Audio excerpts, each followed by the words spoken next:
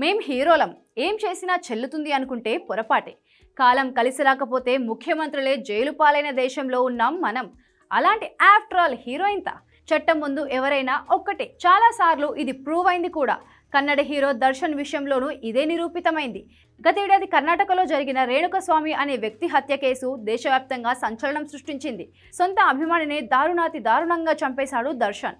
ఆ కేసులో అంతా నిర్ఘాంతపోయే నిజాలు బయటికి వచ్చాయి కూడా. అప్పటి వరకు దర్శన్ ను హీరోగా చూసిన వాళ్లే ఆయన్ని విలన్ అంటూ నేలకేసి కొట్టారు.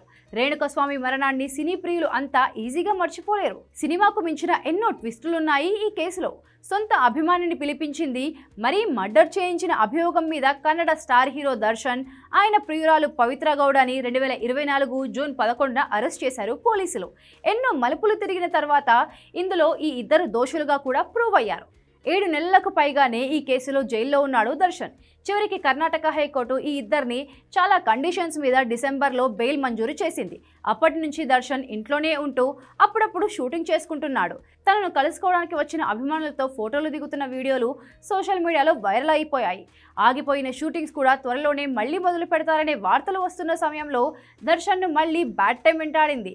ఈసారి ఏకంగా సుప్రీంకోర్టు సీన్లోకి వచ్చింది. దర్శన్కు బెయిల్ కాదు, మళ్లీ జైల్ అంటూ మొట్టికాయ వేసింది. ఆయనకు కర్ణాటక హైకోర్టు ఇచ్చిన బెయిల్ రద్దు చేస్తూ తాజా ఉత్తర్వులు జారీ చేయడమే కాదు, వెంటనే అతనితో పాటు పవిత్ర గౌడని మళ్లీ జైల్లో వేయాలని ఆదేశించింది. దాంతో వెంటనే దర్శన్, పవిత్రను పోలీసులు జైలుకు తరలించారు.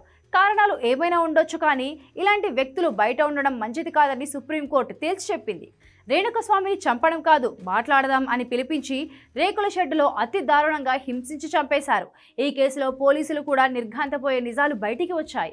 ఆ మర్డర్ చూశాక దర్శన్ ఇంత క్రూరంగా ఆలోచించాడా అంటూ అంతా ఆశ్చర్యపోయారు. పైగా అతనే హత్య చేయించినట్లు బలమైన ఆధారాలు దొరికాయి. అయినా కూడా బెయిల్ దొరకడంపై అప్పట్లో నిరసనలు పెద్ద ఎత్తున రేగాయి. ఇప్పుడు సుప్రీం ఎంటర్ అయి మొట్టికాయలు వేసింది. ఈసారి సుప్రీంకోర్టులోనే బెయిల్ కోసం ప్రయత్నాలు మొదలుపెట్టారు దర్శన్ తరపు లాయర్లు. కానీ వాళ్లకు అది సులభమైన పని కాదు. మొత్తానికి గోటితో పోయేదాన్ని గొడ్డల దాకా తెచ్చుకున్నాడు దర్శన్. బెదిరింపుతో పోయేదాన్ని హత్య చేసి పీకల మీదికి తెచ్చుకున్నాడంటున్నారు విశ్లేషకులు.